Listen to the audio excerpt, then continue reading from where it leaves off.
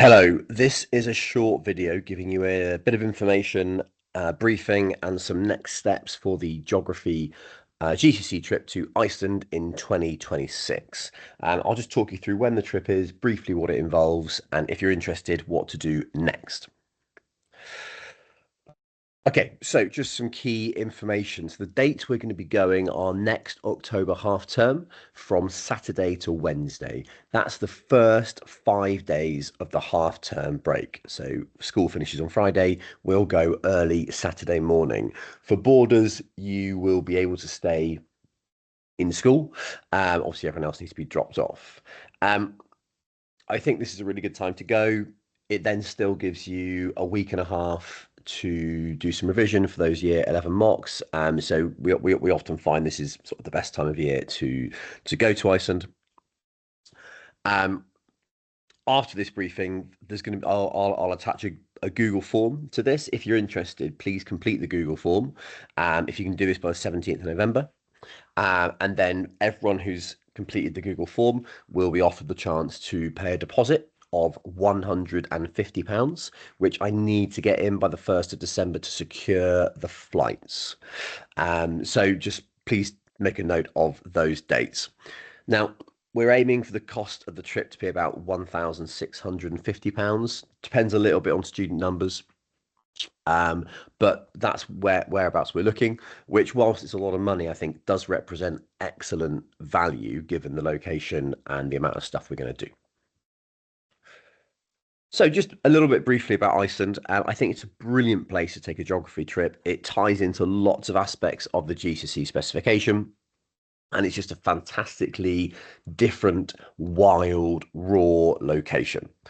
So we're located in the North Atlantic. In October, it's uh, it's generally about 5 to 10 degrees centigrade, so it's pretty chilly, but it's often quite a dry, quite a sunny climate. So you often get these beautiful big skies and vistas. And really the things as a geographer that really excite us are the massive levels of volcanism and the really significant levels of glaciation, which have really shaped this landscape to make it about as unique a place as we can get. I think, to be honest, the only place that really compares is New Zealand, which obviously is a lot further to go to. So, as a geographer, it's a fantastic place. It's also a very young country, and it's very raw and it's a very exciting place to go. So yeah, it's on a constructive plate boundary. So if you're in year 10, you should know what a constructive plate boundary is. But it's on a constructive plate boundary, so it's growing all the time. There's new land being formed, but the country's literally being sort of ripped apart as it sits between the North American and the Eurasian plates. And what's really nice for us, it ties to lots of aspects of our specification. Obviously, tectonics, it is on a tectonic plate boundary. It ties to rivers. The waterfalls that you will see in Iceland are some of the most spectacular that you'll see in your life. The waterfalls are absolutely amazing. Some of them you can walk behind. They're sort of 50, 60, 80 meters high. Yeah, they're super impressive things. Obviously, it's really interesting looking at how the physical geography has shaped the people and the place. There's brilliant stuff in the cities where they use geothermal energy. Many of the big buildings are really designed to reflect the landscape. So the Opera House in particular has this beautiful sort of glass facade which kind of reflects the hexagonal columns of the basalt lava. Um, Food, energy, resources. So we look at the use of geothermal to produce food. They have lots of greenhouses where they can grow things, obviously in a very warm climate. Um, it's a place where there's loads of hot springs, loads of swimming pools because geothermal heating is free. So it's a really interesting landscape to go to. There's also some amazing coastal geography. We go to this black sand beach that's incredible. So yeah, there's an awful lot to see. There's an awful lot to do. Um, and again, what we've tried to do is with the trip is balance um, stuff that you can see and experience that's amazing, activities to do, and places where you can actually really learn a little bit more geography and a little bit more theory. So again, yeah, just to show it's on the Mid-Atlantic Ridge. So yeah, clearly it's being pulled apart. Um, our entire trip's in the southwest. So if I look at this map here, obviously we fly into Reykjavik and we will go along the south coast um, and spend most of our time. They kind of call it the sort of the Golden Circle, but we'll spend most of our time on the south coast because essentially that's a microcosm of the whole country.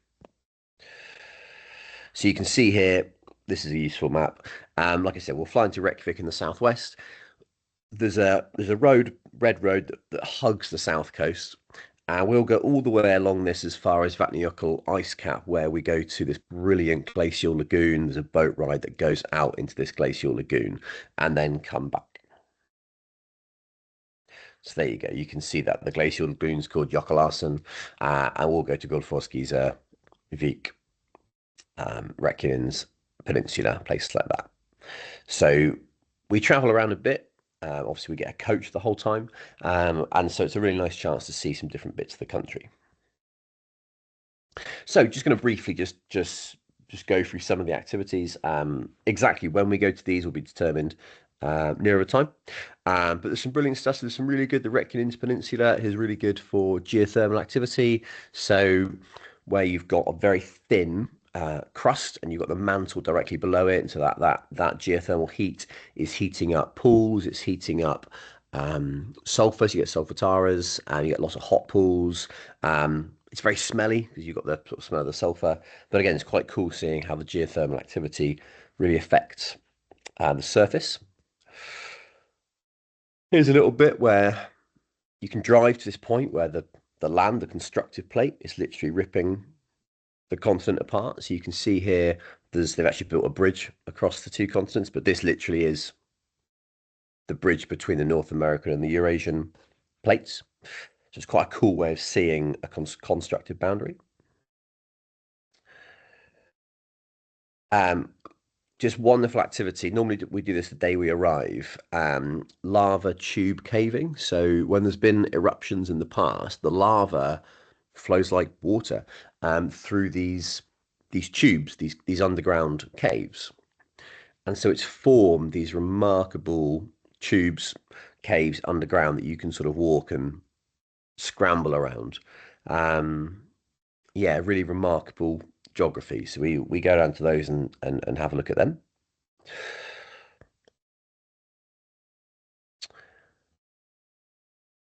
Yeah, again, the Reykjanes Peninsula, some lovely coastal geography, some cracking sea stacks and stumps there. Um, Obviously, do the Golden Circle. So go to Giza, watch the eruption, which is an amazing thing to see. It's a really impressive feature, very unusual. And as I said, some of the waterfalls are magnificent. So Gullfoss is an absolutely insane, a huge waterfall, really impressive. There's a great path. You can't walk down to the base of it, but you can look at it from above. This is when I went a few years ago. Hopefully, these photos are also showing you the kind of weather you can expect to experience in October. The day we went was exceptionally windy, wild day, but it was absolutely incredible. And again, we try and contrast that with a few sort of human aspect things. So, for example, in this instance, there's a brilliant dairy farm that has diversified and sells ice cream. This is one of Mr. Gordon's favourite spots to go to. Really nice to see. You've got the cows inside. Again, their barn is geothermally heated. They produce the ice cream using geothermal energy. And it's a really nice example of people really using the landscape to help them. Thingvellir, again, this is a point where the Mid-Atlantic Ridge runs through the country. So you can see the plates moving apart. It's also the site of the oldest parliament in the world. First place to ever have a democratically elected parliament. So there's also a bit of a sort of political interest. Yeah, visits and greenhouses. So we look at how they use geothermal energy to heat greenhouses to produce food. Geothermal energy is essentially free and readily abundant. So Iceland's able to grow a remarkable amount of fruit and veg that really its climate shouldn't allow.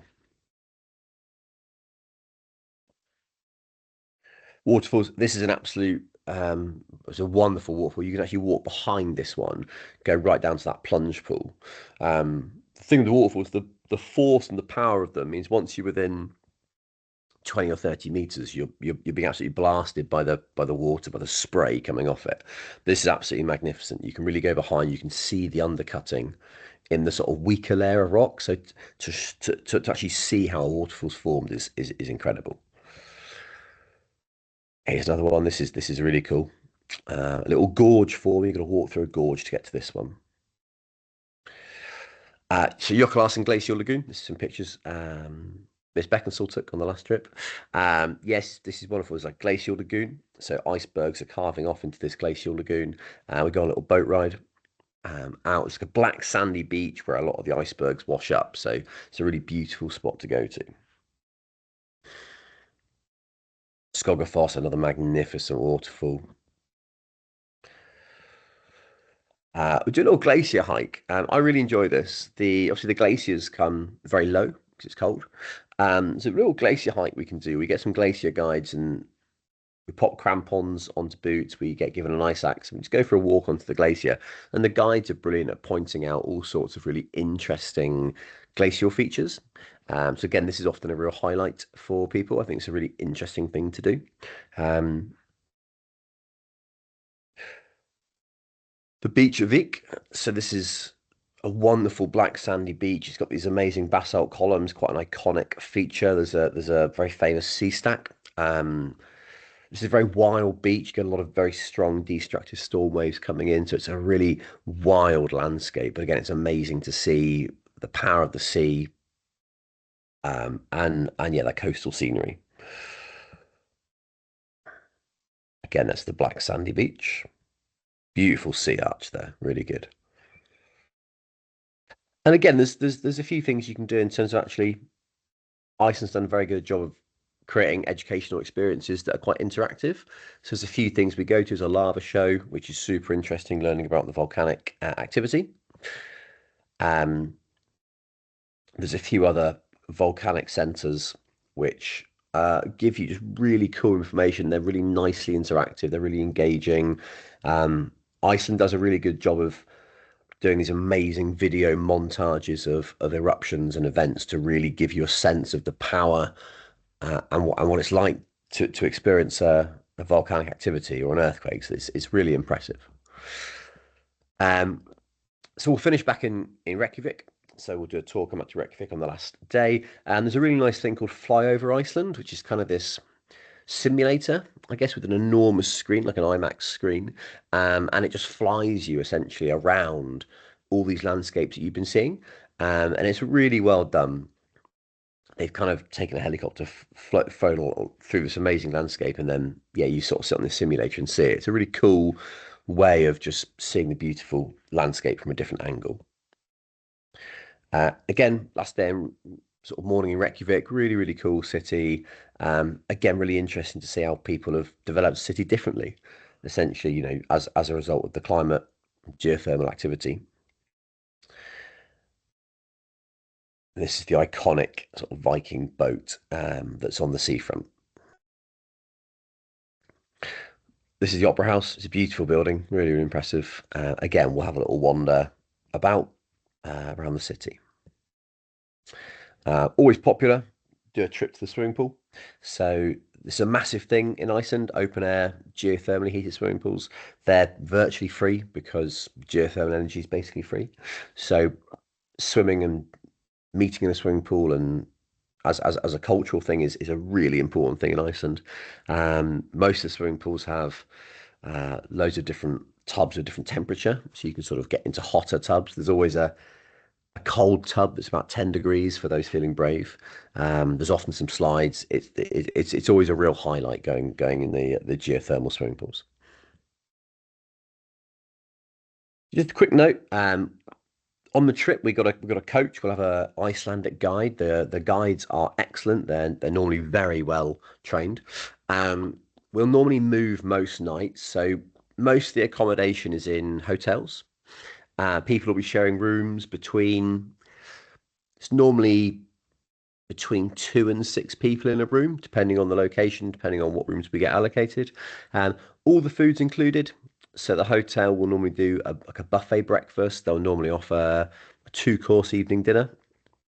It's normally food that they know Western sort of British students are going to be happy with. So it's normally sort of pizza and chips, burger, that kind of thing. And some of the accommodations in some brilliant locations. This picture here, you can often see, it's relatively remote. So it's often quite cool if we get an opportunity to see the Northern Lights. Sometimes some of these locations, the Northern Lights can be seen quite clearly, which is always cool.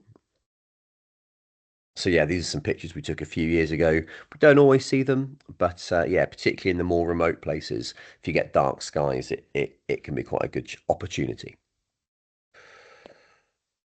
So that's pretty much everything from me. Like I said, cost-wise, we're looking about 1,650. As I said, that could change. That includes all the food, all the activities. It's an expensive country, so normally we suggest students bring a little bit of spending money just for like buying some snacks. It's always fun to go to a supermarket in a new country, I think. But that covers everything necessary. You'll be given a packed lunch, all the travel. You get a hoodie, really cool trip hoodie, which a lot of the current year 11s, 12s, and 13s wear with pride. Um, so yeah, essentially, what I would say at this stage is, if you're interested, there's a Google form attached to this email. I need to get a list of people by Monday, the 17th of November. So that gives you sort of 9 days. Um, all of those people will then be invited to pay a £150 deposit by the 1st of December. I have to get this in by then because I have to give the flight company the deposit to confirm the flights. Um, when we go is, I think, the best time of year to go, as unfortunately as every other school. So it's incredibly busy.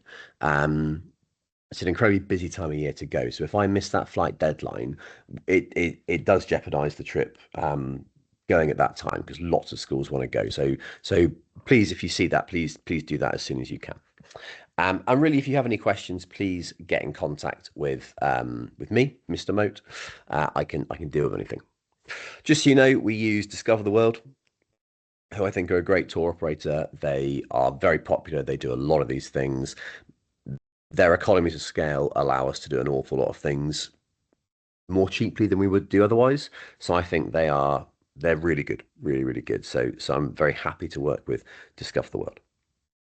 Okay, I'll finish there. Like I said, any questions, please get in contact with me directly. And yeah, hopefully you sign up. Thank you.